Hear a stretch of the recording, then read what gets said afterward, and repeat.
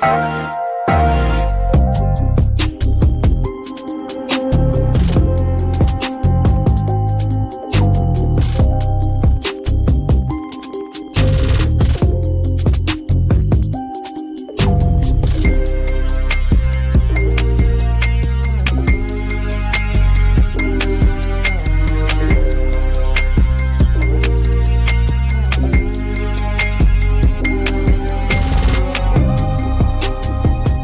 Ringside crew, welcome to the internationally known Dudes at Ringside podcast. And now here's your host, Joe Panther III. Hello there, wrestling fans, and welcome to the closer of podcast month on the internationally known Dudes at Ringside podcast. I am Joe Panther III, and today we're closing our podcast month. Man, I had such a good month. April, my birthday month, and man, oh man, oh man. This gentleman helped me open podcast month this year. Welcome back, brother. Welcome back. Welcome back. Welcome back.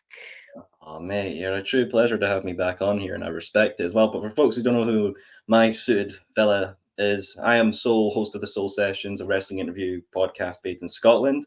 You know, I've been going on now for, well, this year it will be, I think 2 years now I've been going on for now. So it's been a fun 2 years. I've interviewed many people, former WWE, former AEW, current TNA. So I've been really kicking my stride, and now I'm on my little sabbatical, I like to call it. You know, man needs to rest sometime.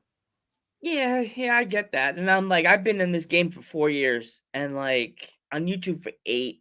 And like, so is there any like wrestlers that are in the States where I'm from that like on the indie scene that you've never interviewed that you want to wrestle? Like interview, like who on that list have you like thought about it yet? Like anybody from the East Coast or West Coast that you like, I should mess with them, but like I don't know. Definitely, you know, I am with my third season, which is the one I just finished just now. I decided to keep it more UK based and just, you know, focus on the wrestling outside my very window. So after I've done that, I'm kind of looking at the US scene again. You know, I've had some previously. You know, I've had the likes of Chip Skyler, who's a former hardcore kind of champion in UWV, I think it is. I've had the likes of, you know, Bobby Fish, who's been based in the US, former WWE, Chance Royale, who was a part of OVW and the Wrestler series on Netflix. I'm kind of thinking, you know, dipping my toes back in. So I'm really mostly looking at OVW and NWA, you know, the two places I feel like I definitely want to try and get a foot in and see what's going on with those kind of promotions. You know, I definitely see with OVW as well, obviously with the Netflix series, The Wrestlers, like you get so many great stars that were on there, you know, like Layla Gray was focused on there, I know as well, and a few other talent that I really thinking, yeah, I definitely want to get them a shot to have on my platform. Did you ever like get a chance? Like, I had Al on, and man, what a funny interview, man. If you ever get a chance to get Al Snow on, he is the man. He's so funny. I mean, his stories, oh my God, they're so good. They're so good, Al Snow. I mean, I would be honored to have Al Snow on, honestly. Someone of his stature and, you know, recognition, that would be a blessing for me. Another wrestler I think you should put on your list, he's from Pennsylvania. His name is Lucius Crowe. He's another good one. The owner and promoter of a promotion in Pennsylvania called PPW. It's out of Slatington, PA. Paul Bowe is another good guy to get on. They're hard to get on. Danny Moe and Fasage. That's a husband and wife training wrestling team. They're personal trainers on the side, and they wrestle. Yeah, I've heard of those two. I followed them for a while on Instagram as well. Always been fascinated by their style, especially I remember seeing Danny and Fasad on AEW Dark when that was still a thing. And I was really only impressed. Is it still a thing, or did they scrap that? It's gone. It's been gone for, I think, nearly a year now. Wow, I feel that makes me sad because I know a lot of indie wrestlers look forward to getting the nod and getting the point, and then they get the curtain open, then they get clotheslined by the main roster wrestlers. I'm like, it's the way AEW Dark works. You know, I've had a few have done it as well. You know, Kid Bandit as well. I remember they talked about how they loved the whole Dark experience and finding out who they're going to work with. I mean, that was a long time ago now, showing my age there. But it was definitely a fun experience, I think, with Dark. And the way that you could watch an episode of Dark, and I think for us as well, we would see talent that can maybe shine and then want to have them on our platform. So I feel like Dark going away is a bit of a sad thing for not only independent wrestlers, but people like us. Yeah. Um, there's some wrestlers I've interviewed in the past. I don't know if you ever got a chance to get on them on your show. Kiara, Nah, never have. she's from England. Alfie, No. wow. Shorty, she's from Coventry Pro Wrestling. I've heard of Shorty, yeah, and I've definitely tried, but I feel like it's weird because I mostly with my third season, I was mostly focused on Scotland wise because Mm, as I was focused on the wrestling outside my very window, yeah, um, I mostly focused on promotions like Community Pro Wrestling, Attitude Pro Wrestling, formerly FPWA Fight Pro Wrestling Asylum, now Pro Wrestling Ready. Their talent as well, truly killing it as well. And I've had people I know you've had on in your show, like of Fight or Flight with Sky O'Shure and Will Bells and Radu Bulat as well. So I know you've had a few crossovers there as well. But I yeah. love, I love interviewing everybody. Like with me, everybody always asks, like, why is it that I just don't focus on the American wrestlers? I try to. If you're watching this, I love you all in America. Please message me. I will answer your message immediately. But I don't hear back from a lot of the American male and female wrestlers fast enough. That's when I message you to like when I message you, you're like, when do you need me? What time? When yeah, where are you, Joe? What time zone are you in? What part of the globe are you in, bro? I'm like, I'm in Pennsylvania, bro. I'm in here in the Keystone State hanging out by the hanging out in the woods. Hanging out in my little Panther den going, yeah. I dang it. sadly, my American geography is the one subject in Scottish school they don't really teach well. So I was like, oh, that must be like somewhere north, I think. Yeah. Yeah, it's northeast, northeast. Like, have you ever thought of taking, as you guys say, a holiday and come out and just come to the States and like come to the indie scene? It's funny enough because when I went over, I was in Greensboro in March for Revolution with Sting's last match, and I was kind of looking at maybe some indie shows there. Sadly, with just flight times and everything, it wasn't possible. But I was seeing there was a North Carolina-based promotion. I can't remember the name of it, but they were hosting a show on the Friday, and seeing some of the talent there was kind of like, oh, it was very interesting as well. And I know they sold a few tickets as well, seeing their show on Instagram. So I kind of like that when the big shows come over. You get like little promotions as well that are either starting up or ongoing, getting that kind of flux of fans coming in as well. Yeah, if you ever come to Pennsylvania and you're like on a tour of the country, definitely check out, as I told you, PPW. Man, they have some good wrestlers like Facade, Danny Mo Facade, the women's champion, right? I mean, Danny's he'd be like, yes, I'm the women's champion. Thank you for your belt, Danny. Like, Danny Mo is their women's champion right now, and they have a trios championship. As you saw in the intro, Yeah. one of the guys in the intro is the world champion.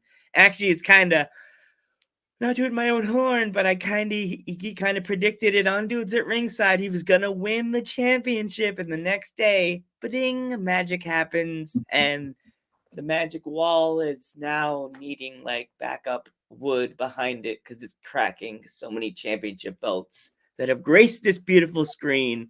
Yeah. So have you ever done that? Like you ever had a guest on the podcast that's about to do a title match and then they win a belt?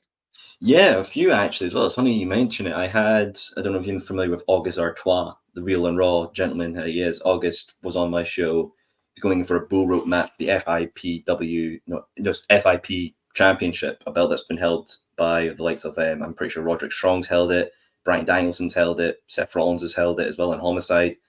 He said that he was gunning for that belt. He ended up winning it, and then he brought it for a UK tour down at Wrestle Carnival as well. I've had a few guests as well on my show, especially with the third season, that have, after their appearance, they've gone on to win belts. I had Frank Gallo. He was a gentleman from Fife who won the inaugural PWR Heavyweight Championship.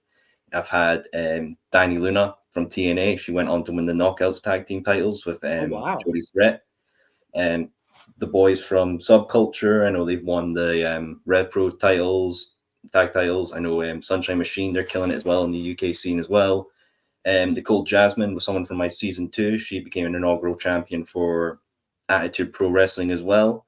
Raby Davey, he's currently, I think, a free belt holder right now in the Scottish scene. APW, CPW, and another promotion I can't think of on the top of my head. But I'm proud of what a lot of the guests that come on my show do, and that's why I always say to them, as well, even when the cameras are off and we're done, and some go our separate ways and everything, I always just say, hey, you ever need to come on for a platform to advertise anything or need me to do anything for you and anything I can, I'm always there for an open book. That's why with my Instagram account, I always share their content. I'm not, at the end of the day, what the Soul Sessions is, it's not a platform for me to get over myself. Yes, I would love to be, having a lot of views and a lot of followers, but at the end of the day, the people coming on my show are there to promote their way of life. The Soul Sessions isn't how I make money to live day to day, eat paycheck to paycheck. It's a hobby. It's something I love to do, and I want to make sure the people that are doing this for a living, that need to get to shows to wrestle for 10, 20 minutes, get that exposure so they can go on and do bigger things. I've had guests who have went on to sign with TNA, like Alan Angels. He's doing stuff in TNA. I've had guests who went to have dominant reigns in OVW. Truly, to see every guest that I have on, no matter how big, no matter how small, go on to do great things, is a great pleasure for me to see. Yeah, like that same thing with me. Like people ask me, "Are you being sponsored? Does anybody like promote your show?" I'm like, I do my best that I can with the means that I have. I'm not like paid to do this. And people ask me, I work in a senior home, and like my bosses and my people see me and do my stuff, and they're like so proud of me and very supportive, and they all ask me the same thing: "Are they paying you?" And I'm like, "No." "Are you paying these people?" And I say, "No." They're like, "Why?" I'm like, "Because I do this for the love of independent wrestling." And it would nice to have like a promoter or somebody reach out to me and say, "Hey Joe, can I pay you to come to our show and promote or commentate?" I'd do it. I'm not gonna say no. It's money, but like right now, I just love this for wrestling, and I would, if a promoter is watching this, I come out to your show. Like, you gonna give me something, I'll do it. But like, I don't do things for free. Like, No, it's the I don't same. think Like I've been doing stuff for a promotion here in Scotland called Bleeding Gums Wrestling, which is a centric deathmatch promotion that started up in the capital of Scotland in Edinburgh last, I think, November or September it was. They just had their inaugural deathmatch tournament to crown their champion, the Lust for Death tournament. Hell of a show, honestly. Like, I've seen the deathmatch stuff. Like, my first ever deathmatch watching was Matt Cardona versus Nick Gage at Zombie Walk 2. Oh wow. where Cardona won the title, and that was my first ever really experience to that kind of wrestling type. And I always thought it's extreme type. I mean, I can understand why somebody would love it, but is it for me? Maybe not. But then after having Andy from Bleeding Gums on and seeing his passion and what he's built, and then getting to be a part of that history, be a part of the history of the first inaugural based show here in Scotland that's centered around death matches, the first ever proper death match tournament in Scotland. They've got their third show coming up in the Ice Factory in Fife, which is going to have the first ever Scottish no ropes, all barbed wire match. Oh, wow. So all the ropes getting taken down, they're all going to be barbed wire. It's going to be a guest of mine called Alton Thorne versus Jack Harrop, who I've had his dad on, the UK deathmatch legend Iceman, who's sadly retired this year as well. So it's a lot of history going on down there. So I mean, I'm always grand to be a part of history. Oh wow. Yeah, I have interviewed I just recently interviewed a deathmatch legend within America. Oh my gosh. I have to send you his poster in a little bit. He actually used to use pencils as one of his weapons he did in the match, and they caught him one time, and went at the end of the match, he went in the bathroom, like scraped out the thing from in the pencil and from in his skin so he didn't get sick. Graphite. It's always a bit of a fun thing, that. Yeah. So on your show, like when you're interviewing the deathmatch scene, like is there like what is the craziest like thing they ever said during your show? Oh, that would have to be a deathmatch wrestler from the States called Mickey Knuckles. She's been doing stuff in XPW I've been right dying now. to have her on. Oh my Oh, god. she was a very fun interview to have as well. And I honestly, I didn't know what I was going to get myself into, because that was kind of my first real deathmatch interviewer as well. And she said that she's had fans bring phallic intimate objects for her to use in the ring as weapons. And I was like, oh, right. they're that dedicated to that sort of thing. And then it's like, okay, right, I can understand they're a bit crazy as well. But I know I've had others like Alton Thorne saying that he's used, barbed wire on weed whackers. I've had, chairs that have had staples up to them and razors. So yeah, those kind of weapons are always a bit shocking to me, because I'm like, you really agreed to have that kind of intimate object used on you in the ring? I mean, hey, fair enough. If it gets the crowd popping, I can understand why. Yeah, I get that. Like, I had a wrestler from Canada that's a deathmatch wrestler, Jules, and she wrestled another wrestler you should definitely find on Facebook and see if she's interested in coming on your show, because your show is really awesome. Randy West, is a female wrestler, the deathmatch. She asked around, if you know your deathmatch friends, ask if they know who Randy West is.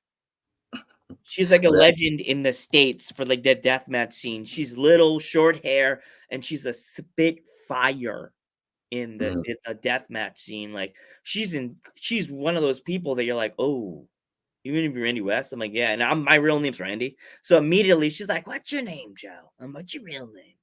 She knows me from Facebook, because I was like, we followed her for each other for a while. We would message each other, and I was like, it's Randy, and she did this. Fuck, that's why we have the bond. And Randy didn't interview me anywhere else, but like, she didn't do it in her living room. She didn't do it in her bathroom. She did it in her front porch. So it felt like I was walking up to her house with a microphone and a cameraman. That was the same for me with Mickey Knuckles. Wow. What is it about that? Is it like they didn't want their house to get exposed, so they just said, let's do it on the front porch?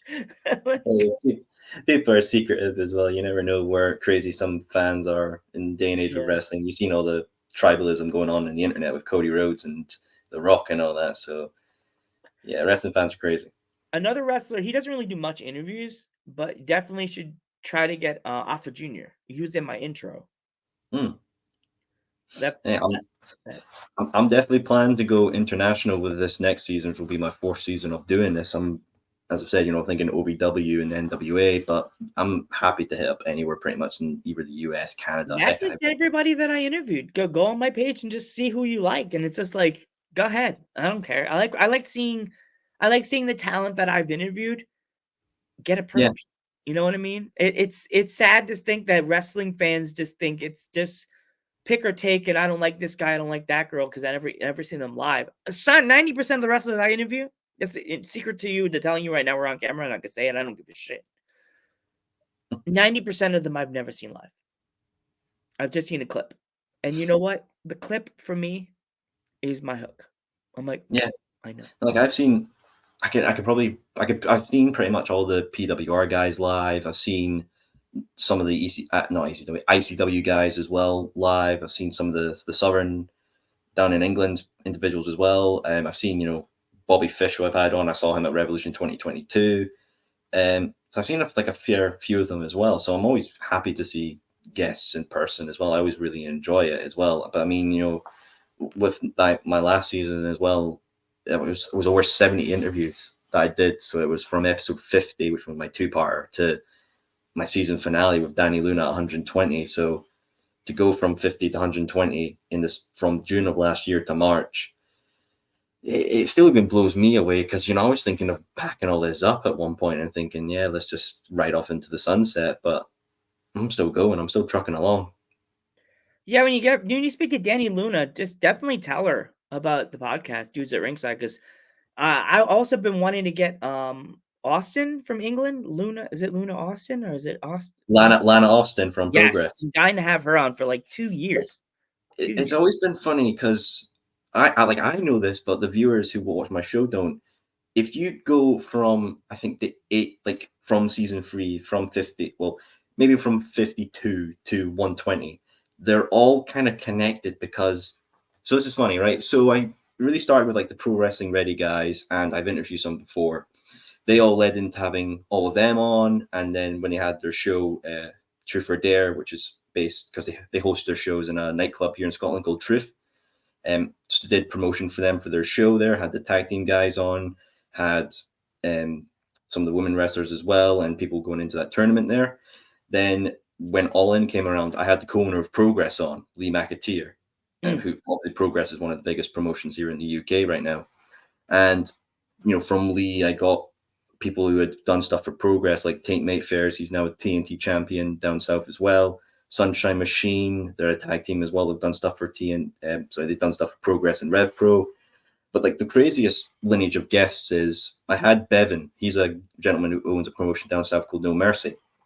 And when I was going to my episode 100, I was going to do a reflection of going back to season 1. So I had 4 guests who I had on season 1 lead up to 100. That was Bevan, Ashley Vega, August Artois, and James Ellis. And when I finished with Bevan, I was like, oh, Bevan, I'm thinking about this 100 episode. I don't know who to get. And he was like, well, I could give you a name or someone big for you. I was like, oh, who are you thinking? He was like, I could probably get you Mark Andrews. Now, if you don't know who Mark Andrews is, he was the first ever Welsh tag team champion in WWE history of NXT UK with Flash Morgan Webster. So because of Bevan, I got Flash. And then because of Bevan, I got Mark. When I finished with Mark, and then got Flash. And because of Flash, I got Danny Luna. So like, it's crazy, that kind of whole progression of, I got all 3 members of Subculture on my show because of a connection from a guest from 2 years ago, which it blows my mind sometimes. Those connections can always just come in. Yeah, there's a group that I connect myself usually. It used to be Coventry Pro Wrestling. Used to be like, every other weekend when I was still working with my former co-host, we would have a CPW person, and now it feels like they just stopped answering my messaging. The person doesn't really use the Instagram too much anymore. I don't really see any new content on their pages, but I only see it on Facebook. It's like maybe their page got locked out. Got locked out of their page, or the UK scene right now is a lot busier than I think it has been in a long time, and a lot of people are trying to build the best shows they can. Progress are killing it, Rev Pro are killing it, and there's a new promotion down in England, Riot Cabaret. They're an absolute blast of a promotion, but I feel like everyone's so focused on building right now, obviously with the whole global shutdown being so long ago, it feels like, and big companies like TNA coming over doing tours, AEW with All In, and now there's rumors of WrestleMania coming over to the UK at some point as well. I think a lot of people. I keep seeing the poster on Instagram. Look up search, you'll find like the WrestleMania logo with Big Ben behind it. So I'm like, maybe they return to the UK countries. So like, that'd be pretty cool. I think that's going to be truly great for the UK scene, because I feel like a lot of people are getting picked up. Like Leon Slater was a hell of a guy in the UK. He got signed to TNA when they did their gut check. Harley Cameron as well was a lassie who's amazing. He has this big, like kind of like a taller Jordan Grace, has all pink hair and everything. She got signed by the gut check. And I knew a lot of guests of mine who had done the TNA gut check, and even though they didn't get the contract, they loved the experience of getting to speak to people like Tommy Dreamer, Gail Kim, Josh Alexander. So I think a lot of people right now are trying to build up, because I feel like there is going to be a big poaching of talent soon. Maybe it's NXT Europe that's been in the pipelines for 20 bloody years.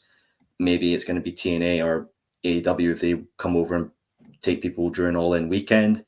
So I think a lot of people are taking the build up right now before talent gets pinched, because I can easily think of a lot of great talent we have right now that I am shocked is not signed to a big company.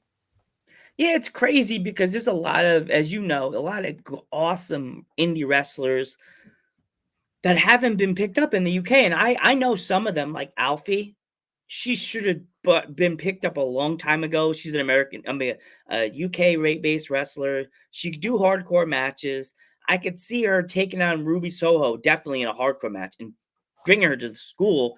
And there's the hardcore wrestlers from America, like the one you interviewed, when you just talked about a few minutes ago, that did the interview on Twitch. Yeah, even Randy West, Jules Malone. It's another one that's from the Canadian hardcore scene that definitely should get brought up. I interviewed. There's a lot of wrestlers that I see that don't get the nod, that are even in PPW, that never get the call. Yeah. That have never been on Dark when Dark existed. It's just sad that like some of these wrestlers. This wrestler I knew, I met her at an indie show, a small indie show, like really, really small, like It even did it in a really small room. That when I tell you the story, you're gonna be freaked out. So the show was based in Allentown, PA. I found out about it from Facebook, so we bought the tickets. It was like a tribute show to the promoter. It was like a dedication show, and I buy the tickets for them. I find out on the phone I'm talking to the former NWA star. I can't remember his name right now. But long story short, we get to the venue. We're like, okay, cool. I get in, I look up, and the roof is not as tall as it's supposed to be. I'm 5'1", so I was like, okay, every roof looks tall to me. So I'm like, okay, not freaked out about that. Then I thought I didn't see a barricade. I saw a string of medical tape, and I'm just like, okay, this is not good. This is gonna end bad. I'm gonna die here. Wrestler's gonna fall out of the ring, and I'm gonna just get crushed in my chair. A wrestler goes on the top rope, and he normally they go up like this, strand straight. He's Yeah. crouched like this, holding onto the roof, Jesus. and he jumps off the top rope. And then I said to my dad, "Oh my God, this fat guy's gonna fall out. It's gonna kill me, crush me." He almost hurt me. He rolled out of the ring, fell on the floor, and the floor just went like shook under my dad's feet. He's like, "Whoa!" But a lot of the indie wrestlers sort of recognize me because of my red glasses and the blue coat that I wear to the shows. But, like, have you ever gone to, like, a show you're not being, like, paid or brought to? Like, you've seen on the, like, in Facebook or YouTube that you're like, "Ooh, I gotta go to the show." And it's like you know some of the wrestlers, but not all of them. Yeah, no, definitely as well. There's a promotion in the capital of Scotland, Discovery Wrestling, which was just purchased by Joe Hendry from TNA. I had the previous owner on my show before, and I've always just went there just as support. But just going there, some of the talent recognize me as well, to have a wee chat, have a wee banter, then just enjoy the show as well.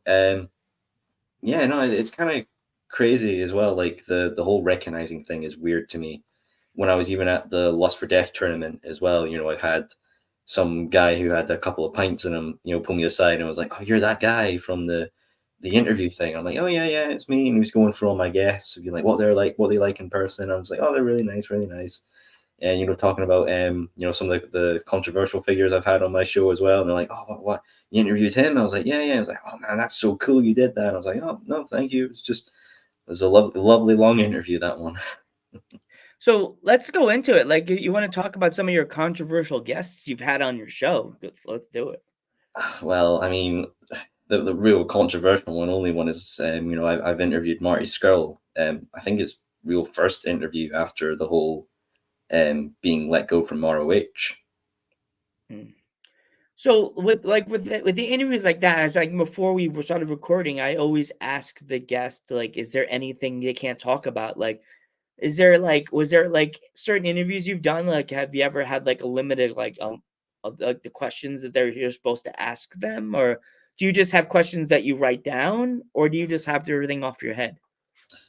So make sure both or all three in a way. And when I'm doing any kind of who I want to have on my show, I just don't go into some random wrestler's profile and ask them. I actually look at their Instagram, see what they're doing. Are they maybe only 2 months into training, or are they someone who's been established on the scene for quite a long time?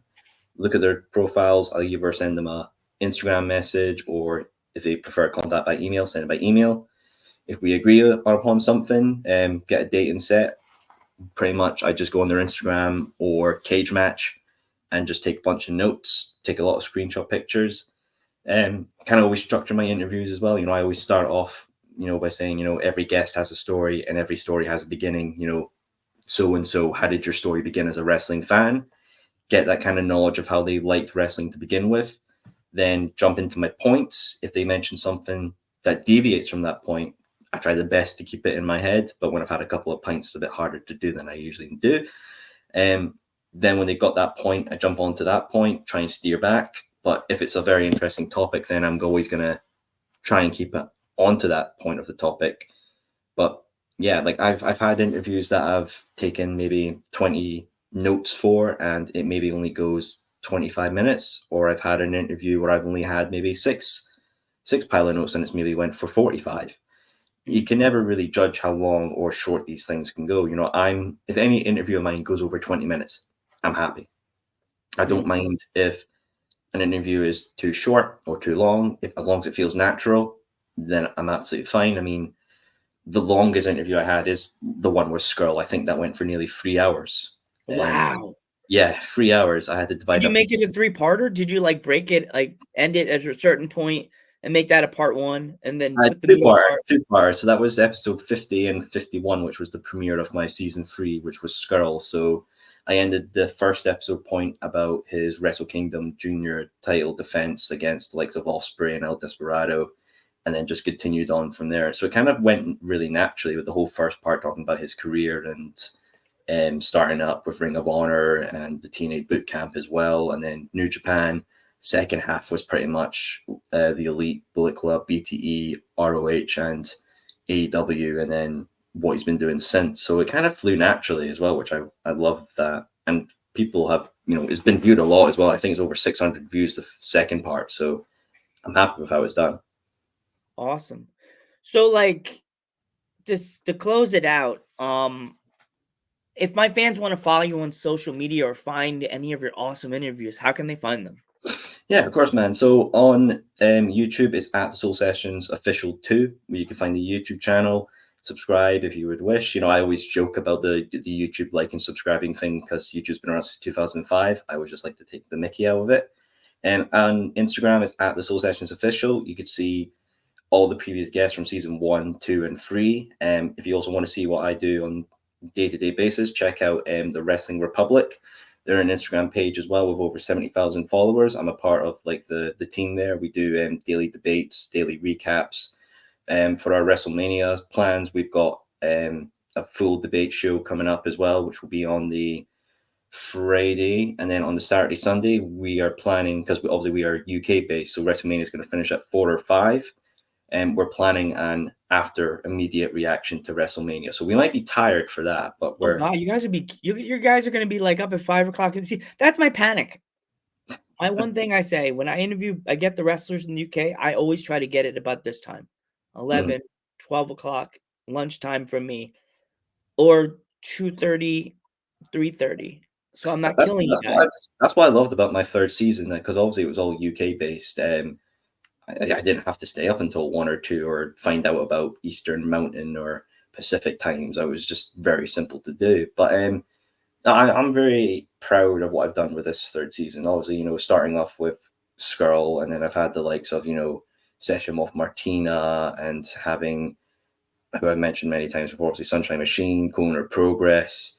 For my next season, obviously going more international, the kind of dream people I want to have on, obviously my dream interview is Matt Cardona. If I could get Matt Cardona, I could easily retire from this and be like proud of what I've done. I've obviously had Danny Luna on from TNA. Hopefully I can have more people from TNA on in the future. Want to just keep going, keep driving as much as I can. This for my season 4, I've got maybe a bit of a change in plans of like how things will be presented, maybe new graphics and everything. But something very exciting I have is for what's after that. I will give you an exclusive right now that I'm planning of taking the Soul Sessions in a very more character theatric type of interview thing. So it's going to be like a little seasonal event, like how you get in video games, which I titled The Corruption. So that will be coming in 2025, which will basically me taking the Soul Sessions in a very character heavy driven interview style. So Oh wow. I've got the outfit planned, I've got the character planned, so I do have it planned that so this whole suit will get destroyed pretty much, Oh God. and making way for a new one. So yeah, this whole character thing, because I do love stories. I absolutely love a story. So for season 5, I am truly planning on making probably one of the most wackiest, craziest interview shows I could possibly do with this new character. If you kind of want a hint of what this character is inspired by, kind of take Joker Sting, V from V for Vendetta, and maybe mix in a little bit of, best way to describe it is mixing a wee bit of, how Bray Wyatt was the happy, cheerful guy in the Yeah. Firefly Funhouse. Yeah, mix all those three together, and basically that's what I've got planned Oh my for gosh. this character change. That's terrifying. I'm trying. That's terrifying. But yeah, but if there's any kids out there that are like like the high school kids that have been watching all our shows and they wanted to get on the podcast game and they just don't know what to do, what kind of advice would you have for them? So simple as way, laptop, have a good looking setup. You could just do it. I know I'm doing it. I'm kind of plagiarizing myself here, saying a white wall, just because my studio is being gutted and being rearranged for a wee watch party I'm having tonight. So I couldn't obviously do it in there. But if you go on my show, you'll see my usual setup. I have belts behind me. I have my lovely AEW World Championship replica. I have signed turnbuckle from All In last year. I've got a lot of posters I want to put up and have in the background as well. So have a good looking background behind you, because it's always just good to have that nice presentation style as well. Know your topic as what you're going to as well. Just don't have an interviewer. So say if you were going to have someone like Session Wolf Martina on your show, just don't ask them the typical oh, you go into wrestling and all this sort of thing. And I know I do that, but I do it as an icebreaker thing, and I don't last on it too long. I always make sure I progress.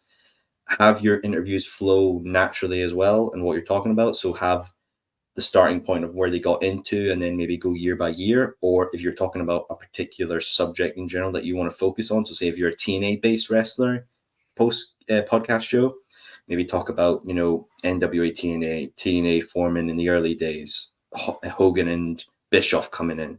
So basically have that flow as well. And as well, just sound natural as well.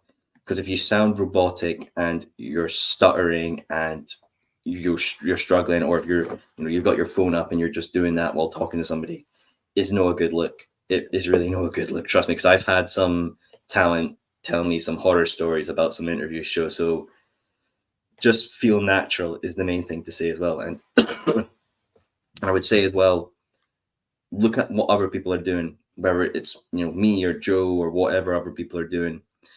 Look at what others are doing. If you feel like you can match that, go ahead. If you feel like you could do something better, then hey, go for that as well. If you've got something that you want to change up and try to be different, because the reason why I wear the suit and everything is I've seen too many podcasters just wear a wrestling shirt or wear something else, and I'm being different with this.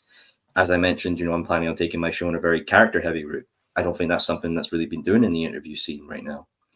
And, I'm planning on doing stuff at shows as well. And I want that to be an addition to that. I want them to be like, oh, they could watch the Soul Sessions, see the character I'm portraying there, and it's the same kind of character at a show. So yeah, build yourself, build what you want to do, build the plan, start on a list. I would say if you're doing an interview show like this, go to 10 episodes. If you still enjoy it, keep going. If you don't, think back, change it. If you want to talk about something else, talk about something else. Just start with a game plan, let the game plan unfold, and then reevaluate the plan, and then continue on from there pretty much. Awesome. Mr. Soul, I want to thank you so much for coming on the podcast and helping me close out podcast month. And it's actually today's April 29th. That's when the episode airs. On my birthday. This is awesome. I didn't think about saying in the beginning of the show, but this was a fun episode. Such an awesome way to end podcast month, because I wanted to do this. Not only was my birthday month, I just wanted to, it's a gift to give back to the podcast community to help them get their little, their flowers that they never get. They never get a chance at. So I want to thank you so much for coming on this awesome episode. I'm Joe Panther III. I am Soul, host of the Soul Sessions. And we will catch you in the next one.